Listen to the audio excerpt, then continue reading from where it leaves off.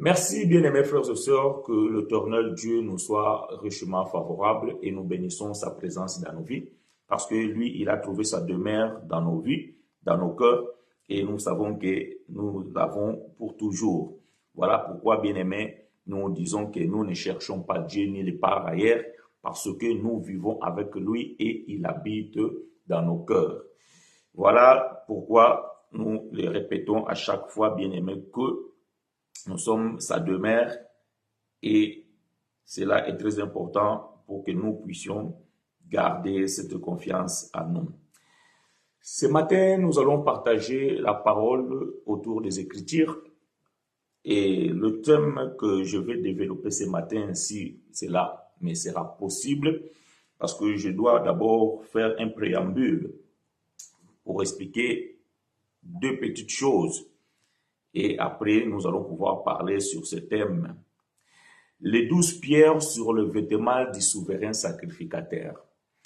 Bien aimé, c'est une question que je vais pouvoir répondre à un bien-aimé qui m'avait posé cette question parce qu'il voulait savoir les significations des 12 pierres qui se trouvait sur le vêtement des souverains sacrificateurs. Donc, nous allons pouvoir répondre à cette question. Mais, avant de pouvoir répondre à cette question, j'aimerais dire deux petites choses ici. Parce que ceux qui nous suivent depuis longtemps, ils comprennent et ils savent comment nous marchons dans les Écritures et comment nous expliquons ces choses. Mais il y a beaucoup qui nous découvrent et qui sont en train de nous joindre. Parfois, ils ont du mal à pouvoir nous comprendre lorsque nous parlons, lorsque nous expliquons les choses. Alors, c'est une préoccupation qui revient très souvent par les bien-aimés, parce que ils disent, oh, mes frères, la Bible nous parle, la Bible nous explique, ok. Et ils ont l'habitude d'écouter dans nos bouches que tout ce qui est écrit dans la Bible, ce n'est pas à mettre en pratique, ou bien cela ne nous concerne pas. Tout ce qui est écrit dans la Bible, ce n'est pas tout ce qui est dans la Bible qui nous concerne. Alors, souvent, quand on lit la Bible, alors il y a des expressions comme nous, comme vous, et du coup, parfois, nous avons tendance de pouvoir nous inclure. Voyez-vous, nous avons tendance de pouvoir nous inclure dans la phrase. Quand nous lisons dans la Bible que nous étions, que nous sommes, et parfois, donc, en lisant cela, nous incluons aussi dans cette parole-là, en se disant que la Bible nous parle, parce que nous lisons nous. Et nous avons l'habitude de dire que nos frères, il faut d'abord prendre la Bible, le texte dans son contexte, voyez-vous, et pouvoir aussi comprendre l'auteur de ce livre ou bien de ces écritures et à qui il s'adresse. Donc, il faut d'abord attribuer l'écriture aux concernés. Il faut d'abord attribuer l'écriture à ceux-là qui sont appelés. Voyez-vous, nous avons un problème. Nous avons comment je peux le dire, nous commettons parfois une erreur lorsque nous lisons la Bible à vouloir prendre l'écriture au pied de la lettre. Ça veut dire que tel que c'est écrit et nous voulons la prendre comme ça et nous oublions que vous êtes en train de lire, nous sommes en train de lire quelque chose qui a été écrite il y a de cela 2000 ans. Voyez-vous? Donc maintenant, depuis l'écriture jusqu'à aujourd'hui, est-ce qu'il n'y a rien qui a changé? Voyez-vous? Donc ça veut dire que quand nous lisons, nous devons se tenir compte que le temps que cette écriture a été écrite, il y a eu des événements, il y a eu des circonstances et il y a le contexte du texte. Voyez-vous? Ça, c'est très important. Et aussi, il y a le contexte historique. Donc, permettez-moi, bien aimé, je vais prendre peut-être 5 à 10 minutes pour pouvoir expliquer ces choses. Après, nous allons parler de ce thème qui est affiché, le 12 pierres sur le vêtement des souverains sacrificateurs. Je vais prendre une écriture pour pouvoir expliquer ce que je suis en train de dire. Donc, encore une fois, que l'Éternel nous soit favorable. Permettez-moi, bien aimé, de prendre 5 à 10 minutes donc, dans ce temps pour pouvoir expliquer comment nous devons appréhender les Écritures. Je vais prendre une écriture qui se trouve dans le livre de Néhémie chapitre 8. Si du moins j'arrive à le trouver. Néhémie chapitre 8.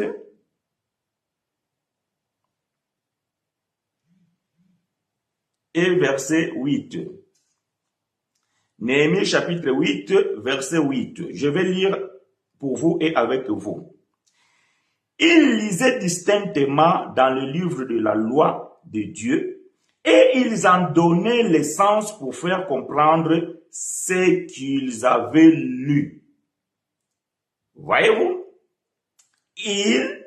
Donc, le souverain sacrificateur ou bien les sacrificateurs tout court, ils lisaient distinctement dans le livre de la loi de Dieu et ils en donnaient le sens pour faire comprendre ce qu'ils avaient lu. Donc, ça c'est très important, bien aimé, que lorsque nous lisons la Bible, nous devons d'abord lire distinctement. C'est-à-dire que nous devons respecter les ponctuations, nous devons respecter les temps verbal et la conjugaison, et nous devons respecter les pronoms, les adjectifs, etc., etc., etc., parce que cela est très important. Parce que quand nous lisons la Bible, nous avons toujours tendance de pouvoir ramener certaines choses aujourd'hui, alors que ces choses ont été dites à une époque pour un peuple et pour une époque. Je vais dire ceci. Quand vous lisez la Bible, bien aimé, ce qui nous concerne, nous, ce que nous devons garder, c'est la doctrine. Voyez-vous, c'est la doctrine. La doctrine, c'est quoi, bien aimé? Parce que parfois, nous avons l'habitude de dire la doctrine, la saine doctrine, tout ça, là, non. En fait, souvent, les gens pensent que c'est quelque chose d'extraordinaire, tout ça, là, non. La doctrine, même la loi, c'est une doctrine. Voyez-vous, la loi de Moïse, c'est une doctrine. Donc, il faut faire attention quand nous parlons de la doctrine, parce que la loi de Moïse aussi, c'est une doctrine. Est-ce que nous devons garder cette doctrine-là? Non. Donc, la doctrine, ou bien le mot doctrine veut dire tout simplement enseignement. Voyez-vous? Enseignement. C'est ce qui veut dire la doctrine. Maintenant, quand on dit la saine doctrine, ça veut dire que le vrai enseignement donné aux apôtres, ou bien donné par les apôtres plutôt. C'est pour cela que nous l'appelons la saine doctrine. Maintenant, dans cette saine doctrine, qu'est-ce que nous devons retenir? Donc, ça veut dire que je vous ai expliqué, le mot doctrine veut dire l'enseignement. C'est-à-dire, dans cet enseignement des apôtres, qu'est-ce que nous devons retenir? Qu'est-ce que nous devons garder? Donc, nous devons garder le bénéfice que nous avons, nous, étant que l'Église, par rapport à ce qui a été fait. Je répète, ce que nous devons garder, nous, c'est l'enseignement, c'est la doctrine, c'est le bénéfice de ce qui a été fait. Voyez-vous? Donc, je vais essayer d'expliquer ça plus clair avec les Écritures. Prenons une écriture pour pouvoir expliquer ça. Je suis dans le livre de Jean, chapitre 6, verset 31. Ici, c'est bien aimé frère Jean, l'apôtre, qui écrit à ses contemporains, il écrit à ses frères. Il va dire ceci, Jean chapitre 6, verset 31. Nos pères ont mangé la manne dans le désert selon ce qui est écrit, il leur donna le pain du ciel à manger. Jean dit que nos pères ont mangé la manne dans le désert, selon ce qui est écrit, il leur donna le pain du ciel à manger. Voyez-vous, bien-aimé frère Jean ici, il parle de ce qui est arrivé au peuple juif, au peuple israélite, lorsqu'ils étaient dans le désert. La question que je me pose, est-ce que Jean n'était pas un juif? Est-ce que Jean n'était pas israélite? Oui, Jean, il était israélite. Jean, il était un juif. Mais pourquoi Jean ne dit pas que nous avons mangé la manne dans le désert? Parce que Jean n'était pas là. Bien qu'il soit israélite, bien qu'il soit juif, mais il doit préciser et il doit respecter ce qu'il a lu. Parce que ce que Jean écrit ici, il a lu ça dans le livre d'Exode. Donc, il a lu ce que Moïse a écrit. Mais quand Jean lit Moïse, Jean ne rentre pas dans ce que Moïse a dit. Pourquoi? Parce que lorsque Moïse a écrit ça, Jean n'était pas là. Est-ce que vous me saisissez? Lorsque Jean lit ce que Moïse a écrit, Jean précise bien que cela concernait leur père. Cela concernait leur père, leurs parents, leurs ancêtres. Bien qu'ils soient juifs, bien qu'ils soient israélites, mais Jean sait qu'il est en train de lire ce que Moïse a écrit, ça ne les concerne pas. Pourquoi? Parce qu'ils n'étaient pas là. Voilà pourquoi Jean il est en train de dire que nos pères ont mangé la manne. Mais nous, quand nous lisons aujourd'hui la Bible, nous avons tendance de dire que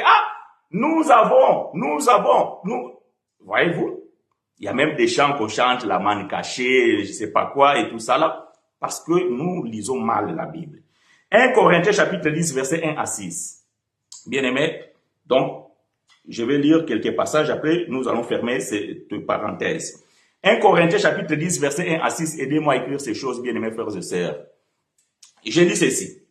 Frère Paul va dire, frères, je ne veux pas que vous ignorez que nos pères ont tous été sous la nuée, qu'ils ont tous passé à travers au travers de la mer, qu'ils ont tous été baptisés à Moïse dans la nuée et dans la mer, qu'ils ont tous mangé le même aliment spirituel et qu'ils ont tous bu le même breuvage spirituel, car ils buvaient à un rocher spirituel qui les suivait, et ce rocher était Christ. Mais la plupart d'entre eux ne furent point agréables à Dieu, puisqu'ils périrent dans le désert. Or, ces choses sont arrivées pour nous servir d'exemple, afin que nous n'ayons pas de mauvais désirs comme ils ont eu. J'aime ça.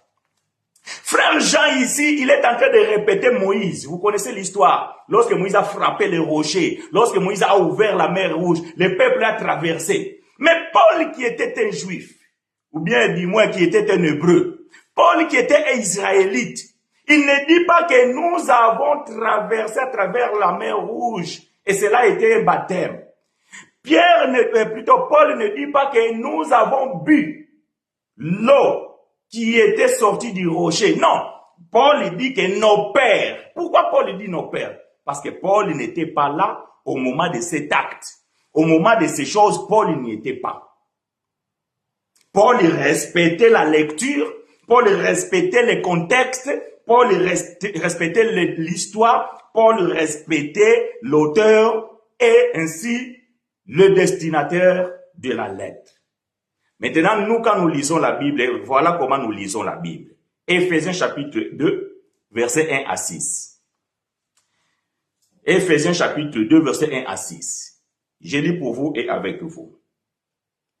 Vous étiez morts par vos offenses et par vos péchés, dans lequel vous marchiez autrefois selon les trains de ce monde, selon les princes de la puissance de l'air, de l'esprit qui agit maintenant dans le fils de la rébellion.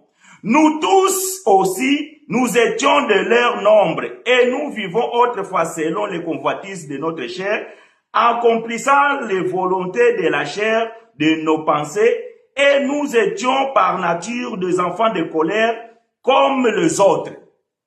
Voyez-vous, ici c'est Frère Paul qui le dit. Frère Paul écrit et il dit ça aux frères qui étaient en Éphèse. Maintenant, les chrétiens aujourd'hui, quand ils lisent ces textes ici, ils disent que nous étions pécheurs.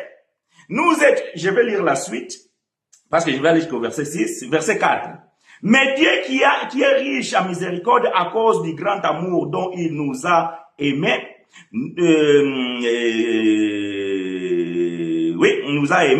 nous qui étions morts par nos offenses, nous a rendus à la vie avec Christ. C'est par la grâce que vous êtes sauvés. Il nous a ressuscités ensemble et nous a fait asseoir ensemble dans le lieu céleste en Jésus-Christ. Voyez-vous, quand nous lisons ces textes-là, je vais vous dire que nous, aujourd'hui, dans ce texte ici, nous devons juste garder la doctrine. Et je vais expliquer c'est quoi la doctrine dans ces textes. Mais par contre, le contenu, c'est que Paul est en train de dire ici, le nous que Paul emploie ici, ce n'est pas moi, ce n'est pas toi. C'est un peuple qui a connu la loi avant Jésus et après ils ont connu après Jésus. Donc ce peuple-là dont Paul adresse la lettre, c'est-à-dire les Éphésiens, ce peuple ont existé, ou bien ils étaient là avant la mort de Jésus et après la mort de Jésus. Donc, Paul, quand il dit ici nous, y compris lui, Paul, il était mort. De quelle mort on parle ici? On parle ici de la perte de la gloire de Dieu. Donc, ce qu'on appelle la mort spirituelle. Parce que Paul, il n'était pas mort physiquement et ressuscité. Ou bien les bien-aimés dont Paul parle ici, ils n'étaient pas morts physiquement et ressuscités. Donc ici, Paul parle de la mort spirituelle. Qu'est-ce qui donnait la mort spirituelle? C'était la loi de Moïse. Parce que la force, la force de la mort, c'était la loi. Donc la loi de Moïse, c'est ce qui condamnait, c'est ce qui tuait, selon ce que Paul dit dans 2 Corinthiens chapitre 3. Le ministère de condamnation et de la mort. Donc la loi donnait la mort. Et ce peuple-là qui avait reçu cette loi, ils étaient morts. Et Dieu les a ressuscités. Donc lorsque Dieu a détruit la loi sur la croix, quand Jésus a détruit la loi à la croix, donc ce peuple a ressuscité, il a pris vie. Maintenant, quand nous, aujourd'hui, nous lisons ça, moi, je ne peux pas dire que j'étais mort et Christ m'a ressuscité. Voyez-vous? Frère Bilson, c'est une question, je n'ai pas vu. Ah, question. Pour verset 5, il dit, nous, il s'agit de lui-même aussi. Je n'ai pas compris bien ta question. Il dit, nous, il s'agit de lui-même aussi. Bon, je vais prendre le verset 5. Qu'est-ce que frère vous voulez dire là? Nous qui étions morts par nos offenses, nous a rendus à la vie avec Christ. C'est par la grâce que vous êtes sauvés. Je ne sais pas qu'est-ce que tu veux savoir ici, mais bien aimé, Paul, il est dedans. Paul aussi, il était mort par ses offenses et par le péché. Parce que le péché, c'est la transgression de la loi. Paul aussi, il a transgressé la loi. Il était aussi mort. Il est venu à la vie. Lorsque Jésus est mort et ressuscité, il a pris vie. Maintenant, quelle est la doctrine que nous devons ici garder? Nous devons garder la doctrine que lorsque Jésus a accompli ces choses, ce peuple est devenu libre et ce peuple est devenu,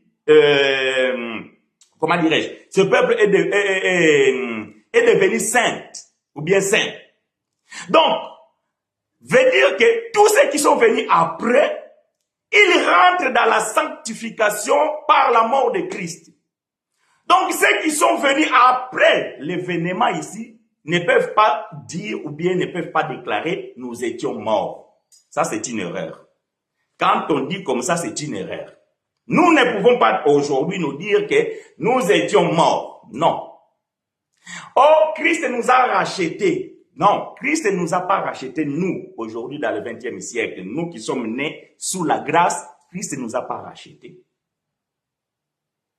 Christ ne nous a pas rachetés. Quand nous lisons Galates chapitre 4, je vais prendre cette écriture, parce que quelqu'un peut-être va dire, mais frère, c'est écrit dans la Bible. Ok, je le sais. Voilà pourquoi je dis ces choses. C'est écrit dans le livre de Galates chapitre 4, verset 4 à 5. Galates chapitre 4, verset 4 à 5. Aidez-moi à écrire ces choses, bien mes frères et sœurs.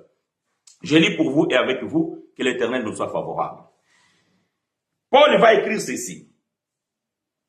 Mais lorsque l'état a été accompli, Dieu a envoyé son fils né d'une femme, né sous la loi. Donc, Jésus est né sous la loi. Pourquoi? Dieu a envoyé son fils qui est venu naître sous la loi. Verset 5. Enfin, qu'il racheta ceux qui étaient sous la loi, afin que nous réussissions l'adoption. Les nous ici, c'est Paul et ses contemporains.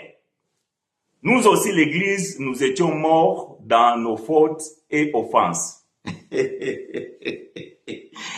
Ça, je ne suis pas d'accord, ma sœur. Tu peux me donner les Écritures et je vais te l'expliquer. L'Église, non. Un bébé qui vient de naître aujourd'hui, qu'est-ce que vous pouvez les condamner? L'Église est née à la croix. Lorsque la Bible dit, lorsque Jésus meurt à la croix, ils ont percé son côté, le sang et l'eau est sorti. Pourquoi sang et l'eau? On a déjà expliqué ces choses.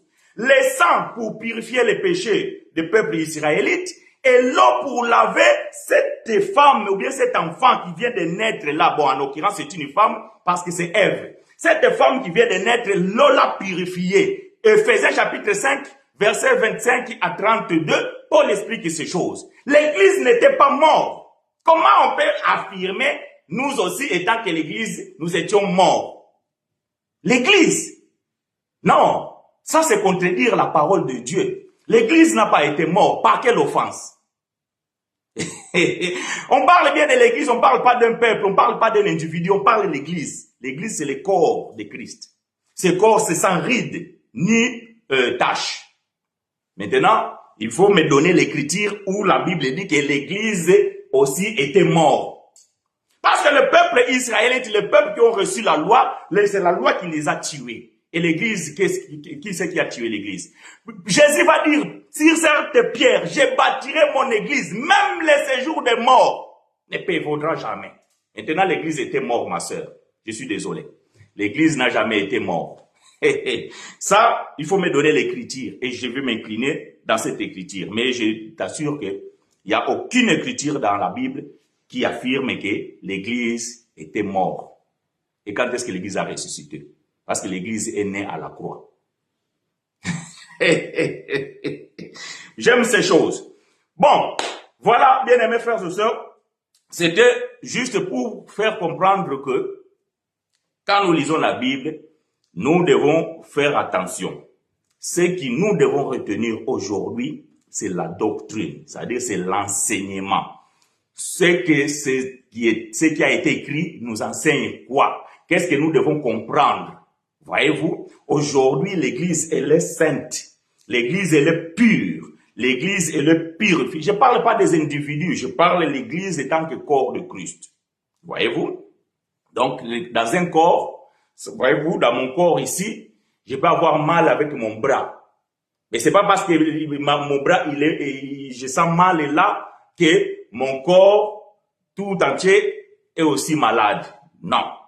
Donc, je parle de l'Église. Et l'Église, bien aimé, c'est pas ton corps, c'est pas mon corps. C'est les esprits.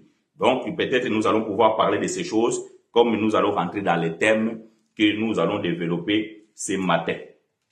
Donc, j'ai une question. Les apôtres et tous les prophètes avant la Nouvelle Alliance ne font-ils pas partie de l'Église corps de Christ qui est son épouse? Ah. Bien, très très bonne question. Ce que j'aime dans ta question, ma sœur, c'est que tu précises. Les apôtres et les prophètes, avant la Nouvelle Alliance, ne font-ils pas partie de l'Église corps de Christ? Avant la Nouvelle Alliance, ils ne faisaient pas partie du corps.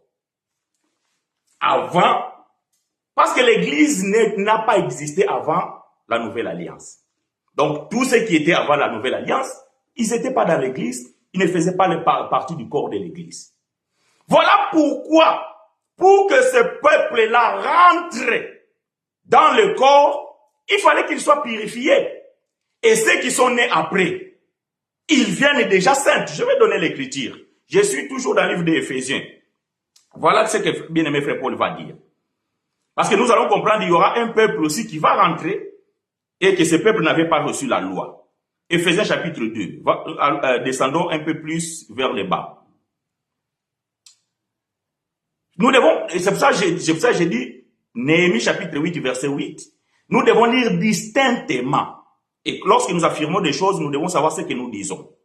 Quand nous disons qu'avant la Nouvelle Alliance, donc nous sommes conscients qu'avant la Nouvelle Alliance, il y avait une dispensation. Ça, c'est la dispensation de la loi. Et tous ceux qui sont nés sous la loi, ils étaient condamnés d'office. Tous ont péché, ils ont été privés de la gloire de Dieu. Qui sont péchés? tous ceux qui ont reçu la loi, ils étaient privés de la gloire de Dieu. C'est ça qu'on appelle la mort. Maintenant, la question que nous devons poser, est-ce que Christ, il a mis fin à la loi ou pas? Christ, il a ôté les péchés ou pas? Parce que je sais que beaucoup ne croient pas.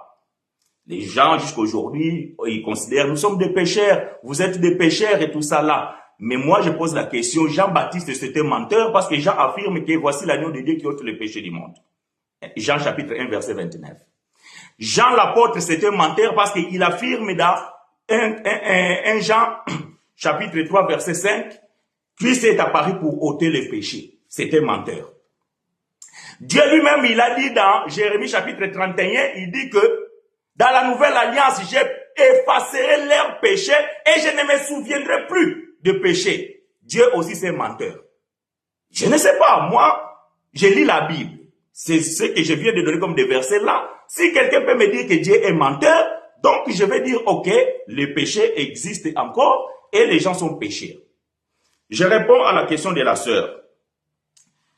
Éphésiens chapitre 2, à partir des verset 11. C'est pourquoi, vous autrefois païens dans la chair, appelés incirconcis, par ceux qu'on appelle circoncis et qui l'ont en chair par la main de l'homme, souvenez-vous que vous étiez en ces temps-là, sans Christ, privés des droits de la cité en Israël, étrangers aux alliances de la promesse, sans espérance et sans Dieu dans le monde. Mais maintenant, en Jésus-Christ, vous qui étiez jadis éloignés, vous avez été approchés par le sang de Christ, car il est notre paix, lui qui de deux n'a fait qu'un et qui a renversé le mur de la séparation et l'inimitié. Donc, le mur de séparation ici, c'est la loi. C'est la loi qui séparait les nations et la nation. Ayant anéanti par sa chair la loi, des ordonnances dans ses prescriptions, afin de créer en lui, même avec le deux, un seul homme nouveau, donc le corps, en établissant la paix. Vous pouvez lire la suite, ici, de suite, etc., etc. Paul ici est en train de parler d'un corps nouveau, d'un homme nouveau, qui est le corps de Christ, l'Église. L'Église, nous avons toujours dit, c'est composé de peuples juifs et de peuples païens qui ont été élus depuis l'éternité, c'est eux qui forment l'Église. Mais il y a un peuple qui a d'abord reçu la loi et ils étaient condamnés. Et après, il y a un autre peuple qui n'avait pas reçu la loi, mais les deux, ils viennent faire maintenant le corps qui est l'Église. Mais quand? Est-ce qu'avant la croix ou après la croix? Après la croix. Pourquoi? Parce que l'Église ne pouvait pas recevoir la loi, parce que c'est la loi qui tuait, c'est la loi qui condamnait, c'est la loi qui suyait. C'est la loi qui suyait. Donc l'Église ne peut pas connaître la loi. Quand Christ est mort et ressuscité, c'est alors que l'Église a pris vie. C'est alors que l'Église a commencé. C'est alors que l'Église est née. Bien que l'Église physique, ça veut dire que,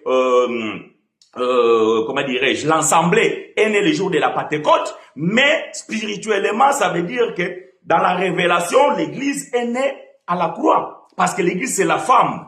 La femme, c'est Ève. Donc, quand Adam dort le profond sommeil, Dieu va tirer une côte. Quand Dieu va mourir, ou bien Jésus va dormir profond sommeil à la croix, Dieu va tirer une côte pour fabriquer, ou bien pour faire former une femme qui est le seconde Ève. Parce qu'il y a eu le premier Adam, il y a eu le second Adam, il y a eu la première Ève et il y a eu la seconde Ève. Ça, c'est l'Église. Maintenant, l'Église était morte où et quand? Mais dans cette Église-là, il y a des gens qui ont connu la mort, que Christ a ressuscité, qui font partie de ce corps, qui est l'Église. Voilà ce que nous disons.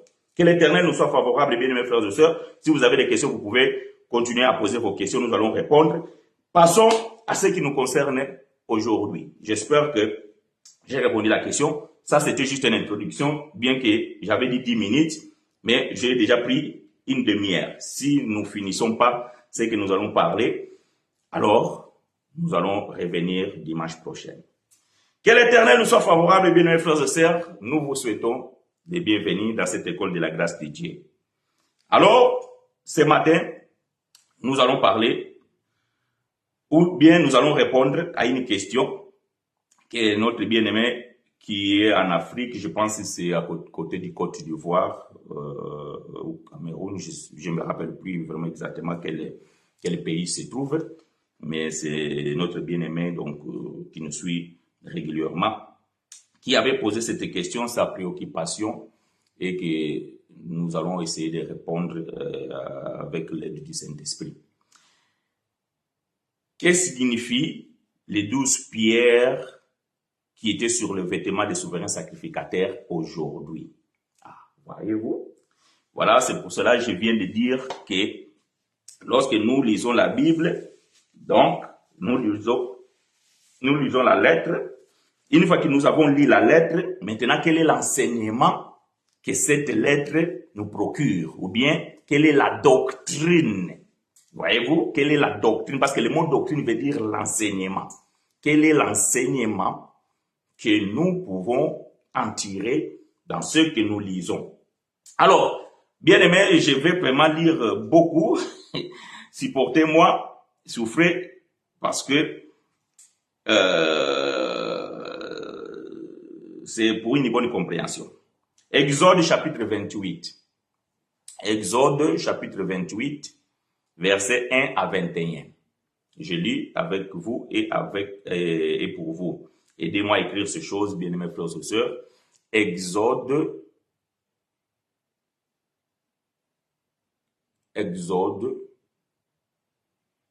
chapitre 28, verset 1er jusqu'au verset 21. Je lis pour vous et avec vous, je vais lire rapidement pour gagner du temps.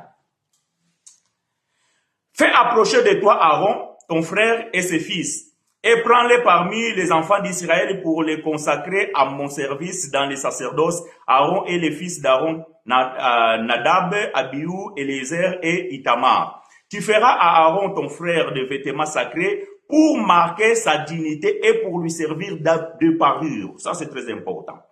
Tu parleras à tous ceux qui sont habiles, à qui je donnais un esprit plein d'intelligence, et lui feront des vêtements d'Aaron afin qu'ils soient consacrés et qu'ils exercent mon sacerdoce. Voici les vêtements qu'ils feront: un pectoral, un éphod, une robe, une tunique brodée, une tiare et une ceinture. Ils feront des vêtements sacrés à Aaron, ton frère, et à ses fils, afin qu'ils exercent mon sacerdoce. Ils emploieront de l'or, des étoffes teintes en bleu, en pourpre, en cramoisi et de fin lin.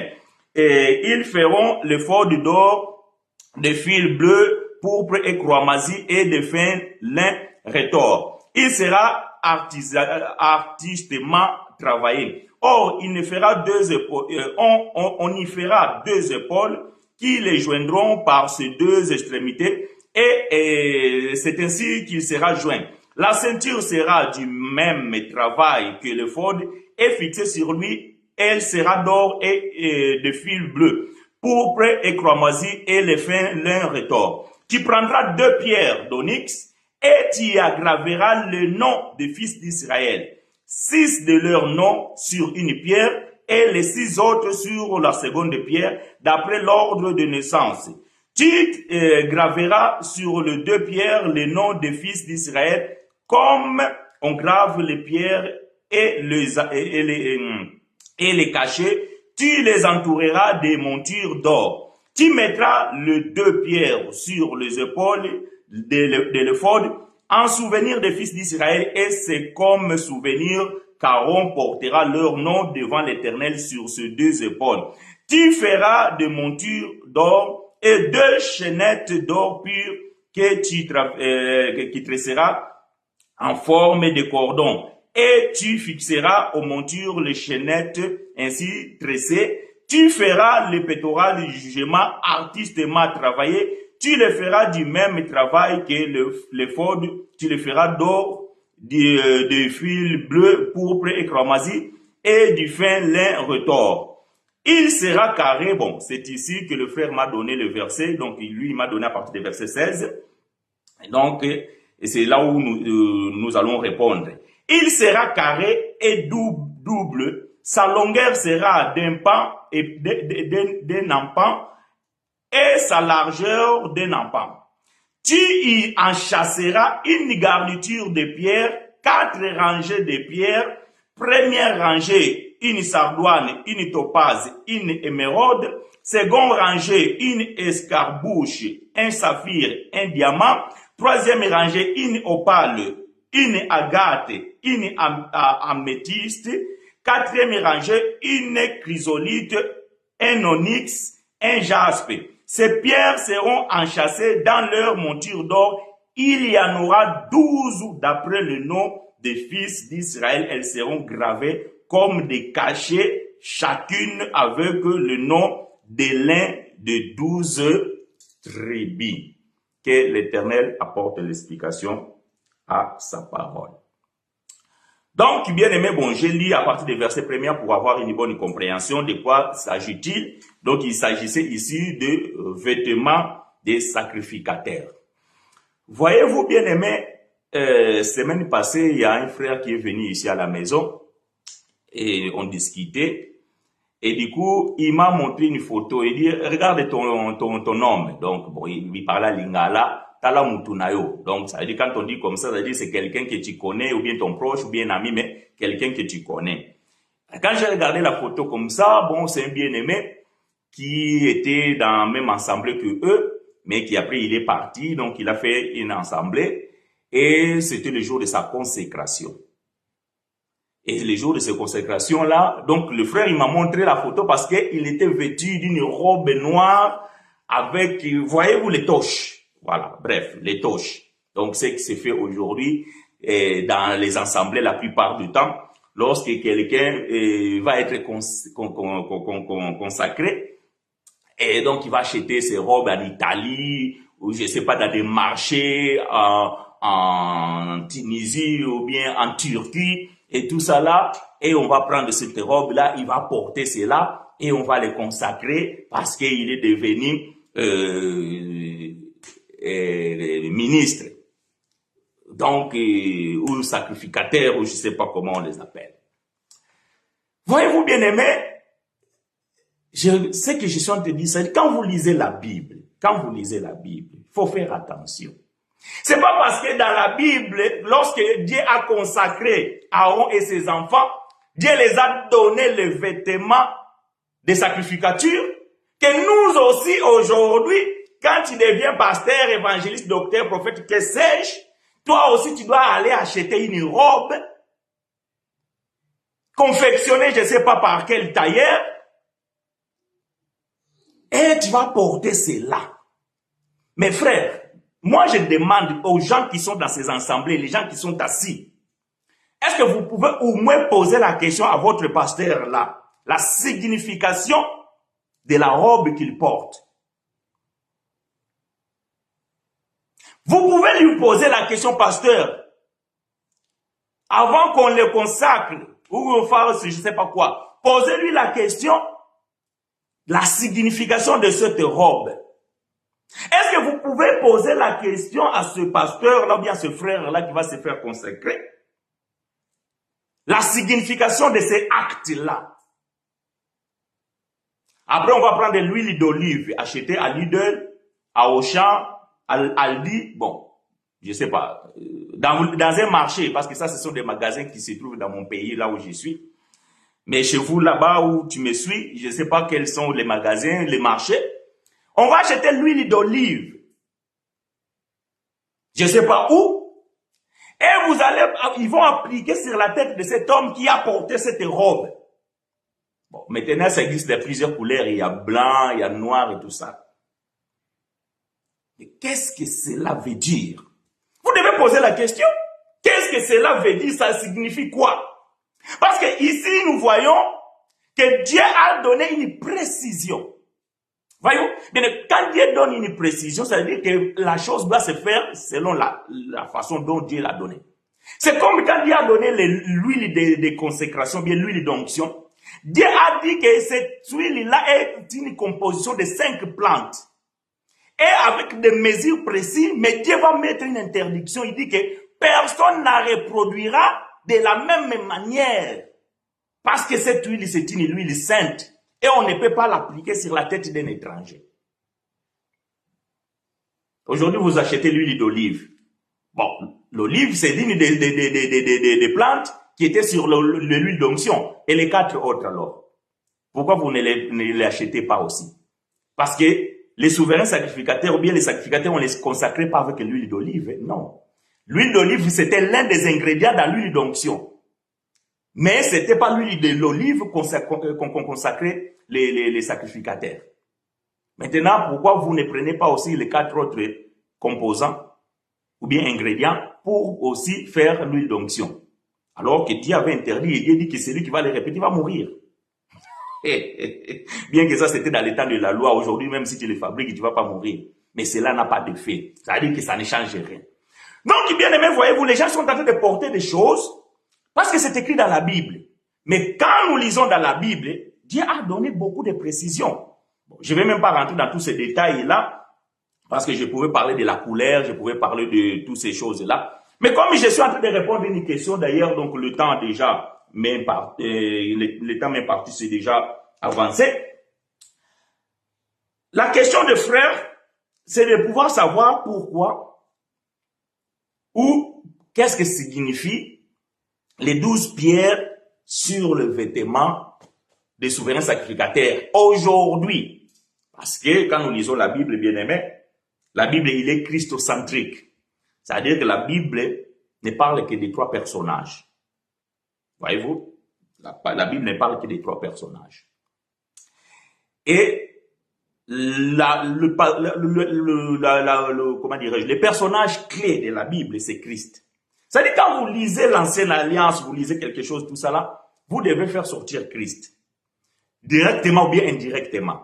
Parce que dans Christ, vous pouvez faire sortir Ève. Ça veut dire la femme, l'Église. Ou dans Christ, vous pouvez faire sortir, vous pouvez faire sortir les serpents. C'est-à-dire que l'ennemi. Ou vous pouvez faire sortir Adam, donc qui est Christ. Donc, dans l'Ancienne Alliance, quand nous prenons l'Ancienne Alliance, donc ce que nous lisons dans l'Ancienne Alliance, nous devons pouvoir l'expliquer dans un corps. Voilà pourquoi Paul va dire dans les livres des Colossiens, chapitre 2, versets 14 à 16, il va dire que toutes ces choses-là, les fêtes, les cérémonies, tout ça là, c'était l'ombre des choses à venir, mais le corps est en Christ. Donc quand nous lisons ici, les souverains sacrificateurs portaient une robe. Et dans ces robes-là, il y avait le ford, donc ça veut dire les tablettes, ça veut dire la partie de le vêtement qui couvrait le torse. Voyez-vous, le torse. Donc c'est comme aujourd'hui, nous portons ça, parfois nous portons des gilets. Donc c'est comme les torses. Et dans ces gilets-là, il y avait 12 pierres. Voyez-vous, 6 d'un côté, 6 de l'autre côté. Et ces pierres-là, ils étaient des pierres précieuses. C'était des pierres précieuses. Et dans chaque rangée, il y en avait 3 pierres avec dans chaque rangée, il y avait 3 pierres précieuses à des catégories différentes. Bon, maintenant, le frère, il veut savoir aujourd'hui, qu'est-ce que nous pouvons comprendre de ça? Qu'est-ce que cela veut dire? Parce que la Bible dit que le souverain sacrificateur portera les fautes là avec les 12 pierres. Et dans chaque épaulette ici, là, il y avait les pierres d'onyx où on a écrit le nom des 12 tribus d'Israël, donc 6 de chaque côté. Donc nous comprenons que les souverains sacrificateurs portaient tout un peuple. Donc les souverains sacrificateurs portaient le peuple juif, ou bien le peuple israélite, le peuple hébreu. Donc, à chaque fois que le souverain sacrificateur portait ses robes, et il rentrait dans les sanctuaires pour aller faire les services. Donc, en rentrant dans les sanctuaires avec ce vêtement-là, donc il apportait tout un peuple. Donc, il amenait tout un peuple dans la présence de Dieu. Parce que dans les tabernacles, Il y avait les parvis, les lieux saints et les lieux très saints où la gloire de Dieu descendait. Pendant les services, et le souverain sacrificateur apportait donc les 12 pierres-là, ça signifiait le peuple. Donc le souverain sacrificateur apportait le peuple vers Dieu. Voilà pourquoi nous disons que les sacrificateurs, c'est lui qui apporte le peuple vers Dieu. Les prophètes, c'est lui qui apporte le Dieu vers le peuple. Voilà la plupart des temps, pourquoi la plupart des prophètes n'habitaient pas dans des villes. Parce que ils prenaient parfois dans la brousse ou bien dans la forêt, dans les déserts, ils prenaient le message de Dieu et ils venaient parler au peuple. C'est-à-dire que c'est Dieu qui venait vers le peuple apporté par le prophète. Mais tandis que les sacrificateurs, c'est lui qui portait le peuple vers Dieu. Parce que le peuple ne peut pas se présenter devant Dieu parce qu'ils étaient souillés. Ils étaient sales. Voilà pourquoi le souverain sacrificateur devait porter cet habit. Pourquoi? Verset 2. Exode 21, verset 2. Tu feras à Aaron, ton frère, les vêtements sacrés pour marquer sa dignité et pour lui servir de parure. Voyez-vous, parure, c'est quelque chose qui cache, couverture. Donc, quand Aaron portait ces vêtements-là, il disparaissait. Parce que Aaron ne peut pas s'approcher dans la présence de Dieu, parce que Aaron aussi était un pécheur. Aaron aussi transgressait la loi. Il ne pouvait pas s'approcher, il ne pouvait pas rentrer dans les lieux très saints, dans la présence de Dieu. Il va mourir. Maintenant, la robe sacrée là couvrait la dignité. Donc, ça veut dire que le souillure, la nudité de Aaron, le péché d'Aaron était couvert par la robe.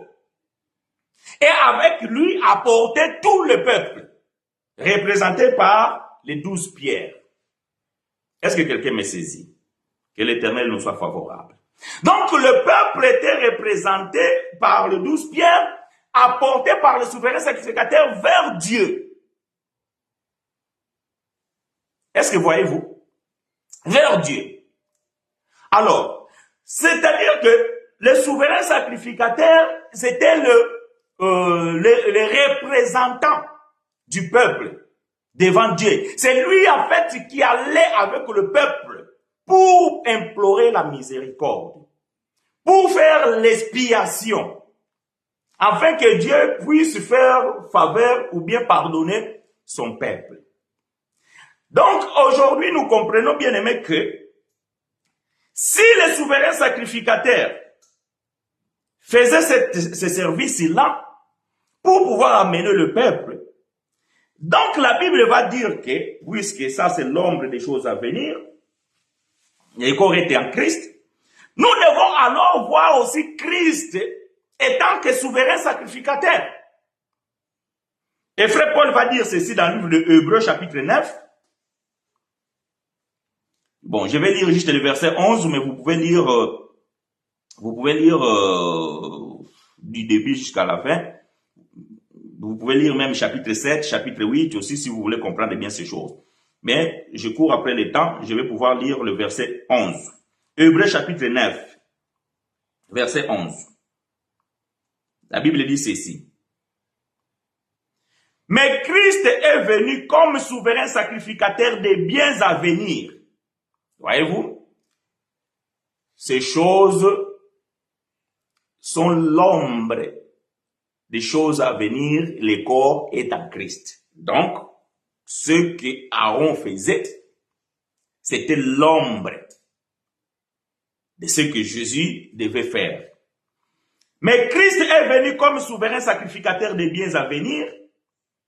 Il a traversé le tabernacle plus grand et plus parfait qui n'est pas construit de mains d'hommes, c'est-à-dire qui n'est pas de cette création. Donc Christ, étant que souverain sacrificateur, lui, il est rentré dans un tabernacle, pas celle que Moïse avait construit, mais ce que Moïse avait vu comme un modèle au ciel par la vision, c'est là où Christ est rentré, étant souverain sacrificateur. Or, si Christ est rentré étant souverain sacrificateur, donc Christ aussi, il a amené le peuple Parce que le souverain sacrificateur, lorsqu'il rentrait dans les tabernacles, dans les lieux très saints, il amenait avec lui le peuple qui était représenté avec les 12 pierres qui étaient sur sa robe.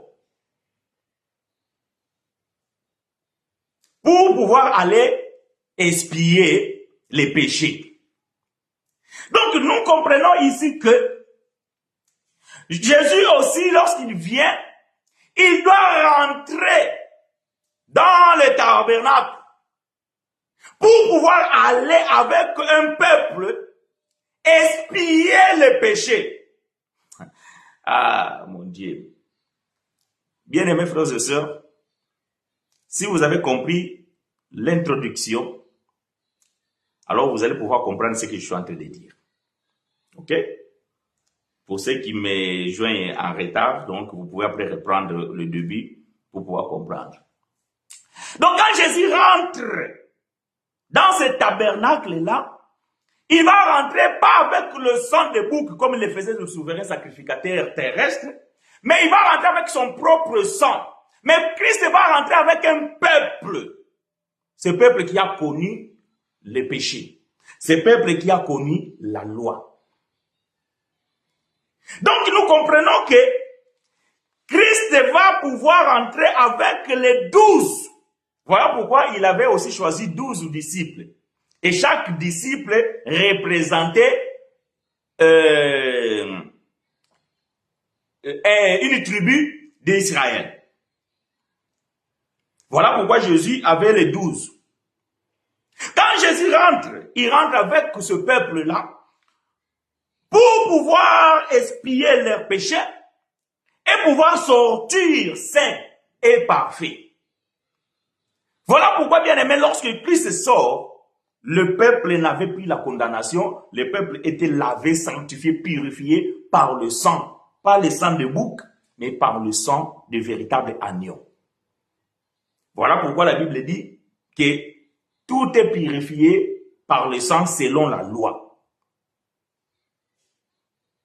Mais quand Christ vient, il doit accomplir la loi, mais Christ ne va pas prendre le bouc, parce que c'est lui qui était le véritable agneau, c'est lui qui était le véritable animal, et c'est avec son propre sang que Christ va aller représenter le peuple pour que ce peuple-là reçoit la purification. Mais nous avons compris aussi que ces pierres précieuses qui étaient sur cette robe-là, c'est aussi la gloire. Parce que les pierres précieuses, ça brille. Voyez-vous, quand vous avez l'or, quand vous avez les diamants, quand vous avez les jaspes, quand vous avez les saphirs, vous avez onyx, toutes ces pierres-là, ce sont des pierres précieuses qui brillent. Donc, quand vous les voyez, donc ça donne une splendeur. Donc, la robe des souverains sacrificateurs, c'était aussi une robe de gloire. C'était une robe qui brillait, qui avait la splendeur. Pourquoi? Parce que tout cela devait se représenter à un homme qui est Jésus. Matthieu chapitre 17.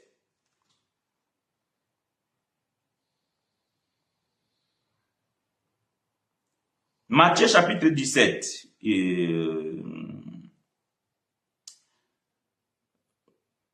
Je cherche. Matthieu chapitre 17, verset 1 à 2.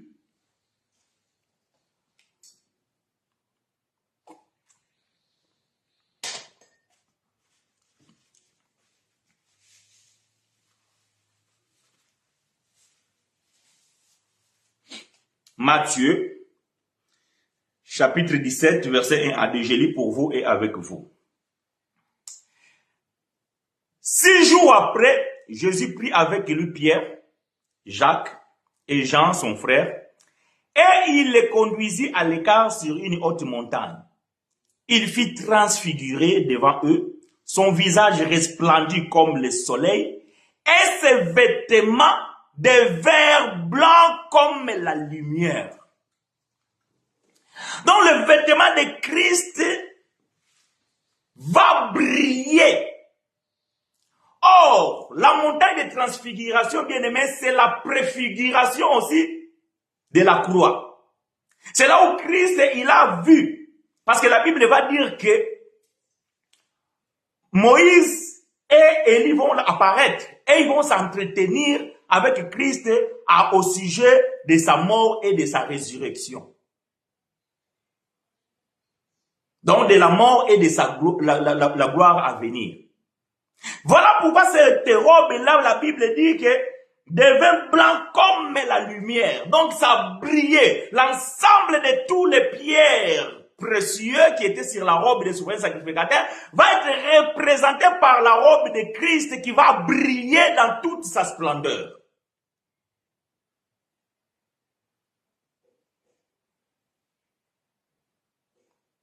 Voilà pourquoi les souverains sacrificateurs avaient cette robe qui était ornée de tous ces pierres précieuses au nombre de 12 qui représentaient le peuple. Et Jésus aussi devait avoir donc ces 12 disciples qui représentaient aussi le peuple juif.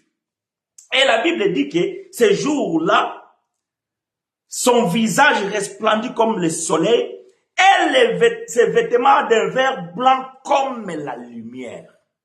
Très important. Voilà l'importance de ces pierres précieuses excellentes pour pouvoir briller. Et Jésus, c'est cette robe-là qui portait, était le robe des souverains sacrificateurs, mais pas comme les souverains sacrificateurs terrestres. Donc la robe sacerdotale, ou bien les vêtements sacerdotaux de Jésus, c'était différent avec ceux que les souverains sacrificateurs portaient. Mais tout ce qui était dans la robe des souverains sacrificateurs était représenté dans la personne de Jésus. Voilà pourquoi la Bible déclare qu'il avait une robe sans couture. Voyez-vous, il portait une robe sans couture. Et il avait des vêtements qui représentaient aussi donc la robe du souverain sacrificateur. Mais bien aimé, vous devez aussi comprendre que la robe aussi c'est tout un homme. Ah, j'aime ça. La robe aussi c'est tout un homme. Et cet homme-là, bien aimé, c'est Jésus. Jésus en lui-même c'est toute une robe. Voyez-vous? Écoutez ce que bien aimé frère Paul va déclarer. Nous sommes dans le livre de Romains chapitre 13, verset 14. Nous allons lire quelques versets pour pouvoir expliquer ces choses. Romains chapitre 13, verset 14. Paul va dire ceci. Mais revêtez-vous du Seigneur Jésus-Christ et n'ayez pas soin de la chair pour en satisfaire les convoitises. Voyez-vous, Paul dit ici de revêtir Seigneur Jésus-Christ. Comment peut-on revêtir un homme? Parce que c'est une robe. Parce que c'est un vêtement. Si on peut porter, si on peut vêtir de quelqu'un, ça veut dire que la personne, c'est un vêtement. Donc Jésus en lui-même était un vêtement. Comme la Bible dit que Dieu dit à Moïse de demander de confectionner une robe pour la dignité et qui doit servir pour parir au souverain sacrificateur. Ça veut dire que la robe des souverains sacrificateurs couvrait la nudité du sacrificateur. Et nous savons que la nudité, c'est le péché. Voyez-vous? La nudité, donc, c'est la préfiguration du péché. Et la robe, là, devait couvrir les souverains sacrificateurs. Et ici, Paul est en train de dire que revêtez Christ et n'ayez pas soin de la chair pour en satisfaire la convoitise. C'est-à-dire que c'est lui qui revêt, qui s'habille ou bien qui revêt Christ. Christ doit le couvrir. Et cette personne ne peut plus se trouver dans la convoitise. Cette personne ne peut plus se trouver dans l'idolâtrie. Cette personne ne peut plus se trouver dans la fornication. Cette personne ne peut plus se retrouver dans la débauche. Cette personne ne peut plus se retrouver dans l'ivresse. Parce que il est paru de cette robe qui est Christ. Parce que c'est un vêtement de gloire. Et le vêtement de gloire, c'est sans souillure parce que c'est blanc, ça brille comme une lumière blanche. Galates chapitre 3, verset 27. Vous tous qui avez été baptisés en Christ, vous avez revêtu Christ. Galates chapitre 3, verset 27, Paul dit que tous ceux qui ont été baptisés en Christ, pas le baptême dans l'eau, faites attention. Parce que quelqu'un va dire, ah, mais moi je suis baptisé dans l'eau. Non, c'est pas ça. Si vous voulez comprendre les baptêmes que Paul parle ici, il faut aller lire Romains chapitre 6. Vous tous qui avez été baptisés en Christ, vous revêtez Christ. Voyez-vous, Christ c'est un vêtement. Éphésiens chapitre 4, verset 24.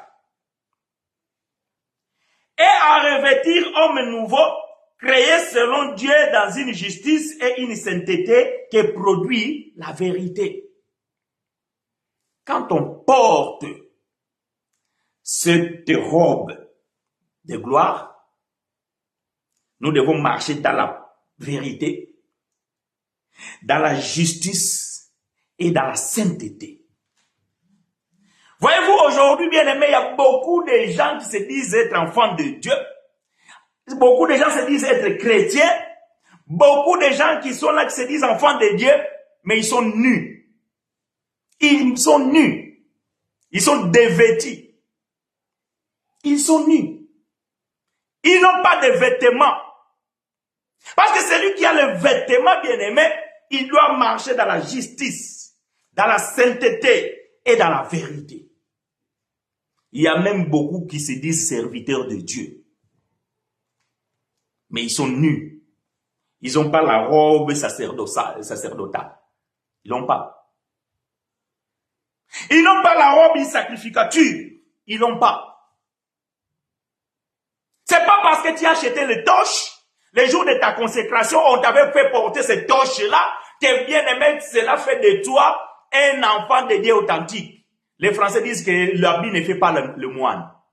C'est pas parce que vous voyez quelqu'un qui est habillé comme ça, vous dites, ah, ça vraiment, c'est un serviteur de Dieu parce qu'il a porté les torches. Ça, c'était des choses, bien aimées, ça c'était l'ombre. Vous pouvez porter torche. On peut vous sacrifier, vous pouvez porter torche, oui, rouge, torche noire, parce qu'il y en a qui ont une collection. Voyez-vous, il y en a qui ont des collections. On les voit parfois quand on voit dans YouTube et tout ça là, vous allez voir un prophète ou un bishop, je ne sais pas qui là, chaque dimanche il porte une torche de couleurs différentes. Tout ça là, bien aimé, c'est une parure extérieure. S'il ne porte pas le véritable habit qui est Christ, il est nu. Il est nu, il est dénudé. Il n'y a aucune parure. Il n'y a que les vêtements, il n'y a que ces vêtements-là, bien aimés, qui, lorsque tu les portes, ça te couvre. Et c'est alors que, bien aimé, lorsque nous voyons quelqu'un qui se déclare enfant de Dieu, celui qui se déclare frère ou bien sœur, celui qui se déclare pasteur, bishop, tout ça là, il n'a pas la droiture, ça veut dire qu'il ne marche pas dans la justice. Il n'a pas la sainteté, ça veut dire qu'il ne marche pas dans la sanctification. Il n'a pas la vérité, c'est un menteur, un dimorphe. Nous comprenons qu'il est nu. Il est nu. Parce que la robe, bien-aimée, doit te couvrir. Dieu ne pouvait pas permettre les souverains sacrificateurs de rentrer dans le lieu très saint avec des vêtements comme ça. Voilà pourquoi ils ont fait le vêtement sacré pour couvrir la dignité du souverain sacrificateur, pour se les servir comme parure, parce que sinon il va mourir. C'est ces robes-là qui couvraient le péché du souverain sacrificateur. Voilà pourquoi il pouvait rentrer dans le lieu très saint et sortir. Sans cette robe-là, bien-aimé, il ne pouvait pas. Bien-aimé, on ne peut pas se dire que nous sommes dans la présence de Dieu. Nous ne pouvons pas dire que Dieu habite en nous si nous sommes dénudés, si nous sommes nus, si nous n'avons pas la robe. Nous devons porter la robe, bien aimé, parce que nous sommes des sacrificateurs. Voyez-vous, nous sommes des sacrificateurs. Mais un sacrificateur, il doit porter une robe.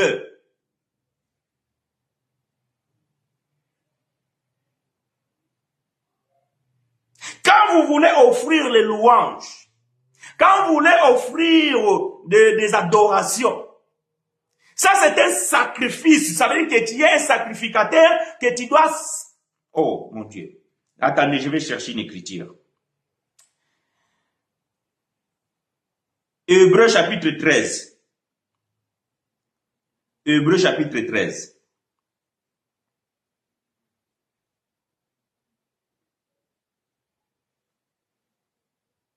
Voilà ce que Paul va dire aux bien-aimés les Hébreux, comment ils devaient se présenter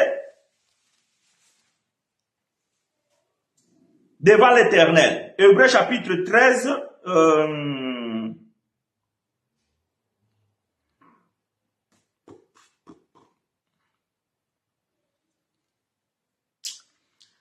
à partir du verset 15.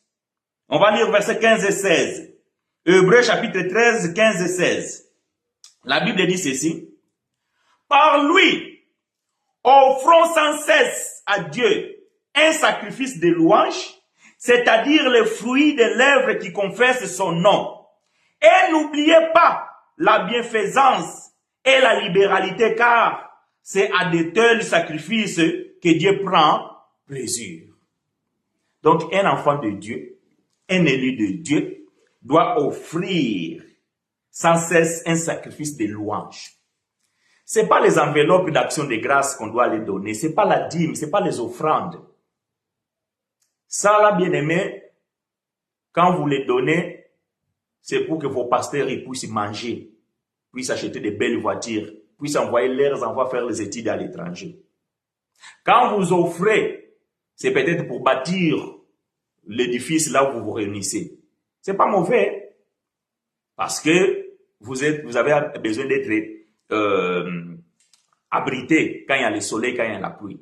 Mais aujourd'hui, quand vous regardez tout ce qui s'est fait, vous rentrez dans une salle qu'on appelle l'église, vous voyez des chaises de Louis XV, vous allez voir l'ornement partout, vous allez voir les drapeaux d'Israël, vous allez voir tout ça là, toutes ces choses-là, bien aimées, ça n'a pas de sens.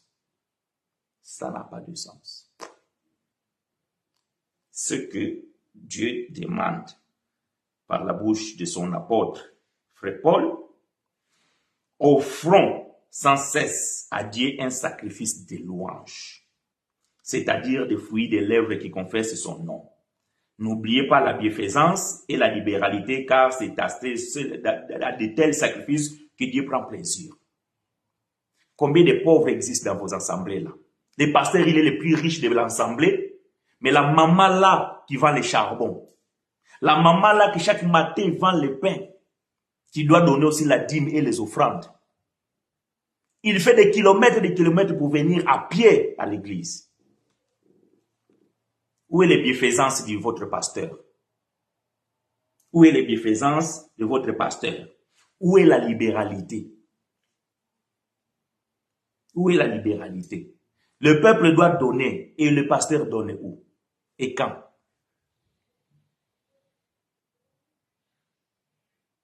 Que ce soit le pasteur, que ce soit nous, nous sommes tous des sacrificateurs. Mais nous devons offrir quoi? Nous devons offrir des louanges, d'adoration.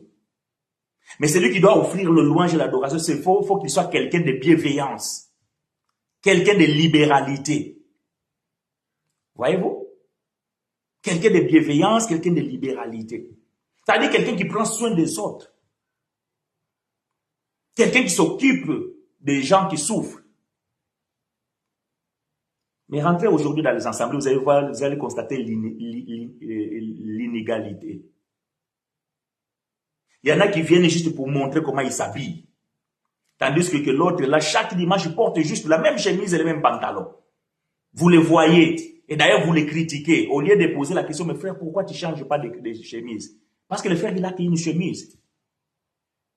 S'il les porte le matin, le soir, il faut les laver. Pendant la nuit, il va les sécher. Et le lendemain, il va les répéter. Mais toi, tu as des valises. Mais quand tu vois la sœur Regardez le frère là, il apporte encore la même chemise aujourd'hui. Toi, tu as beaucoup de choses, et alors l'autre, il n'a pas. Vos assemblées là sont devenues un lieu de tapage. Vos assemblées sont devenues un lieu bien-aimé comment dirais-je, de libertinage. Et quand vous rentrez à l'intérieur, vous mettez la musique. Alléluia, alléluia, alléluia. Ces louanges-là, ça fait bruit à l'oreille de Dieu. Parce que vous êtes nus. Pendant que vous criez comme ça, vous êtes nus. Vous n'avez pas l'habit des sacrificateurs. Ça veut dire que vous n'avez pas la parure, vous n'avez pas cette couverture, vous ne portez pas Christ. Vous ne revêtez pas Christ. Vous êtes dénudés. Vos louanges là, ça fait le bruit dans l'oreille de Dieu. Voilà pourquoi quand vous rentrez dans ce lieu-là, vous ne savez même pas si vous êtes dans un concert des mondains ou vous êtes dans l'église. Vous ne le savez même pas. Parce qu'il n'y a pas la différence. C'est juste peut-être que les paroles qui sortent dans la bouche de ceux qui chantent, qui parlent de Jésus, parlent de ceci. Mais les rythmes, les machins, la danse, tout ça là, pareil.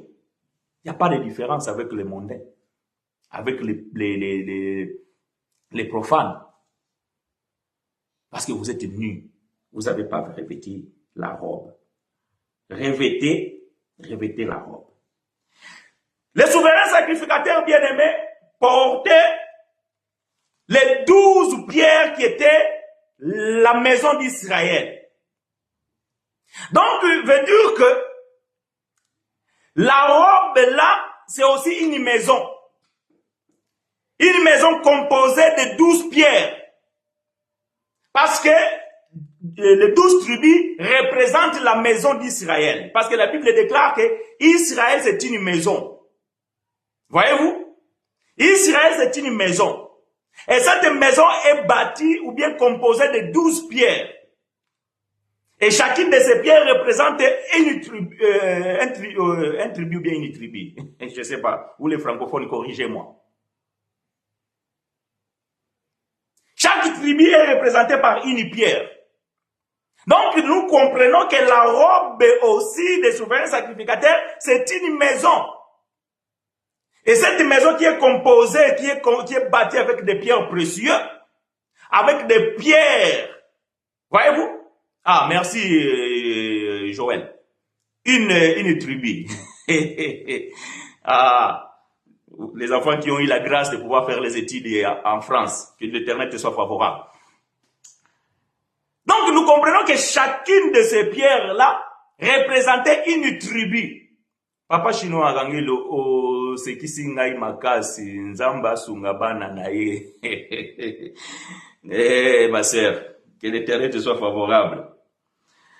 Voyez-vous, cette maison-là d'Israël, c'est l'ombre d'une maison. Et cette maison, c'est l'église. Voyez-vous, l'église, c'est aussi une maison qui est représentée par des pierres précieuses. Et cette maison, ça, c'est la maison de Christ. Donc, voyez-vous, donc, cette robe-là représentait aussi la maison. Parce que ces 12 pierres, c'est la maison d'Israël. Mais frère, Pierre va pouvoir nous interpréter les 12 pierres dans la robe du sacrificateur.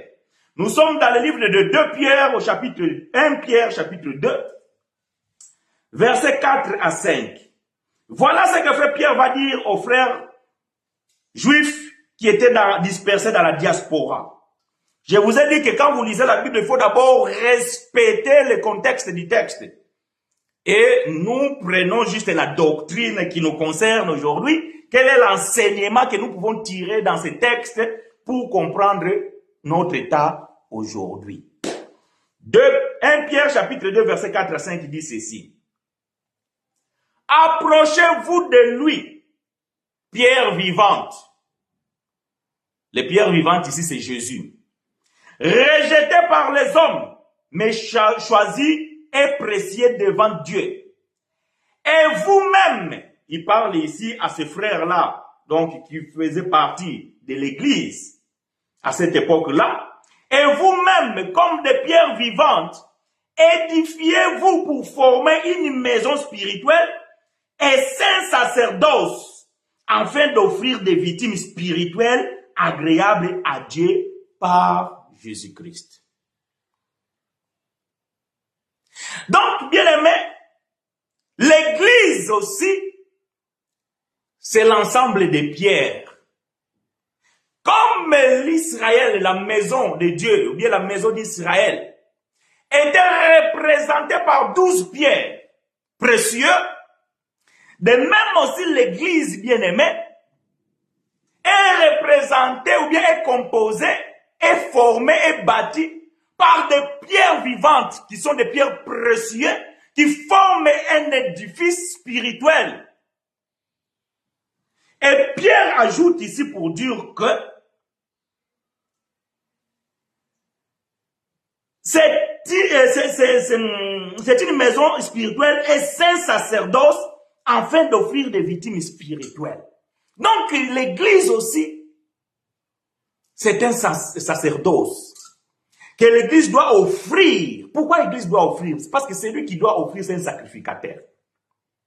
Donc l'Église aussi, c'est un sacrificateur. Composé de 12 pierres précieuses. Et chacune de ces pierres bien-aimées, il a un éclat différent à l'autre. Parce que l'or ne brille pas comme diamant, diamant ne brille pas comme jaspe, jaspe ne brille pas comme onyx, onyx ne brille pas comme émeraude, émeraude ne brille pas comme d'autres pierres. Voyez-vous, chaque pierre, il a un éclat différent à l'autre. Et Paul va expliquer que l'Église, corps de Christ, lorsque nous nous retrouvons bien-aimés dans le ciel avec un corps glorieux, il y en a qui ont l'éclat du soleil, les autres ils ont l'éclat de la lune, les autres ils ont l'éclat des étoiles, et chaque étoile n'éclaire pas, ou bien l'éclat de chaque étoile n'est pas égal à l'autre. Chacune des étoiles aussi, ils ont des éclats différents. Donc nous voyons maintenant la différence de chaque pierre qui se trouve dans la robe du sacrificateur. Chaque pierre brille différemment à l'autre. Voyez-vous? De même aussi, nous formons l'Église, mais chacun a une grâce exceptionnelle. La grâce que moi j'ai, c'est un éclat différent à la grâce que Dieu t'a donnée. Mais nous formons tous le même corps. Mais nous ne brillons pas pareil. Voilà pourquoi moi j'ai dit que quand vous connaissez un homme de Dieu, que Dieu l'a fait grâce, et il partage ou bien il déchire les lions, et il fait sortir le miel, bien aimé, vous devez être fiers. Il ne faut pas les combattre. Parce qu'il a une grâce exceptionnelle. Toi aussi, si tu es appelé, toi aussi tu as une... Voilà pourquoi les 5 ministères ne sont pas pareils. Un docteur ne parle pas comme un apôtre. Un apôtre ne parle pas comme un évangéliste. Un évangéliste ne parle pas comme un pasteur. Un pasteur ne parle pas comme un prophète. Nous avons des éclats différents. Mais nous formons le même sacerdoce. Le sacerdoce royal. Mais nous ne brillons pas pareil parce que chacune de ces pierres a un éclat différent. Le pasteur n'est pas plus grand. Ça veut dire que l'or, c'est pas moindre que le diamant. Non. Même si le diamant brille plus que l'or, mais le diamant ne peut pas dire à l'or que non, moi je dis non, parce que l'or a sa utilité qui fait que le diamant ne peut pas faire. Voyez-vous? Ce que vous pouvez faire avec l'or, peut-être vous ne pouvez pas le faire avec le diamant. C'est que la grâce d'un apôtre, c'est pas la grâce d'un pasteur. La grâce d'un pasteur, c'est pas la grâce d'un évangéliste. La grâce d'un évangéliste, c'est pas la grâce d'un prophète. La grâce d'un prophète, c'est pas la grâce d'un docteur. Mais tous ces pierres-là, ensemble, étaient sur le vêtement des souverains sacrificateurs. Donc nous aussi, nous sommes des pierres différentes, avec des qualités différentes, avec des grâces différentes, mais nous formons un seul corps qui est la robe, qui est le vêtement, qui est la maison, qui est Christ. Est-ce que quelqu'un m'a saisi? Que l'Éternel nous soit favorable. Donc, nous comprenons bien aimé que la robe des souverains sacrificateurs était une parure pour couvrir sa nudité, pour lui donner la dignité. Et cette robe, c'est Jésus. Voilà pourquoi les enfants de Dieu sont revêtus de Christ. Nous comprenons que cette robe, c'est une robe de gloire parce qu'il est orné de pierres précieuses. Elle doit briller, elle doit éclairer. Donc, tous les enfants de Dieu, nous sommes aussi la lumière du monde. Nous devons briller, nous devons éclairer partout là où nous sommes. Quand quelqu'un te voit comme ça, il doit voir la lumière. Parce que tu as une robe qui est ornée de pierres précieuses. Et nous avons compris que cette robe aussi, c'est une maison.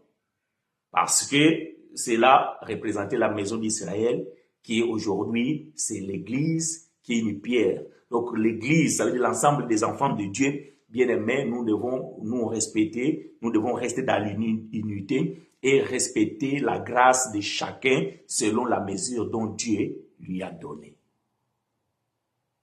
Mais n'oubliez pas, bien-aimés, nous sommes tous sous la même onction. Nous avons reçu la même mesure d'onction. La seule qui a reçu l'onction sans mesure, c'est le Seigneur Jésus-Christ. Nous, bien-aimés, que tu sois docteur, que tu sois apôtre, que tu sois protocole, que tu sois dirigeant de chorale, que tu sois je ne sais pas qui, nous avons la même onction, mais avec des grâces différentes. Voilà pourquoi moi, j'aime pas les gens qui intimident les gens. Moi, je suis votre autorité spirituelle. Non. Tu as la même onction que moi j'ai la même onction que toi, mais tu as une grâce différente à la mienne. Peut-être que toi, tu as la grâce de la parole, tu es un apôtre, tu es un évangéliste. Et peut-être moi, j'ai la grâce de pouvoir chanter. Peut-être moi, j'ai une grâce de pouvoir tout simplement offrir, ça veut dire que faire la bienveillance. C'est une grâce aussi. Et nous n'avons pas la même grâce, mais nous avons la même onction. Parce que nous sommes sous la sacrificature royale qui est le sacrificature de Christ, pas le sacrificateur aaronique. Parce que dans la sacrificature aaronique, il fallait que tu sois lévite pour pouvoir rentrer dans le service. Mais dans le sacrificature royale, nous tous, enfants de Dieu, nous sommes des sacrificateurs. Que la gloire soit rendue au Père. Et nous vous disons, bien-aimés, si vous avez des questions à propos, vous pouvez toujours nous contacter. Vous savez, nos supports de communication. Vous pouvez envoyer vos questions ou même sur des commentaires là dans la vidéo, vous pouvez commenter. Je vais pouvoir recevoir la notification et je vais pouvoir vous répondre à votre question directement si c'est possible. Ou on peut aussi venir, comme aujourd'hui, nous sommes venus répondre à une question qui a été posée à un frère, qui nous a été posée par un frère, et nous avons répondu. Donc, parfois, je réponds directement quand les gens me posent des questions. Et quand je juge que c'est nécessaire parce qu'il y a beaucoup de détails à donner, alors je peux pouvoir venir sous forme d'un enseignement pour pouvoir expliquer ces choses. Que Dieu nous soit favorable, bien mes frères et sœurs. Et nous vous disons de pratiquer les bonnes œuvres, prier sans cesse, c'est que Dieu nous demande de rendre grâce en toutes choses et en toutes circonstances selon la volonté de Dieu en Jésus-Christ. Et que, bien aimé, ma prière cette semaine qui s'annonce, que Dieu nous accompagne, qu'il soit devant comme éclaireur, derrière comme protecteur, qu'il nous ouvre des portes à notre faveur. Et si Dieu le veut, dimanche prochain, même chaîne, même heure, nous serons là. Que l'Éternel nous soit favorable. D'ici là, portez-vous bien. Amen.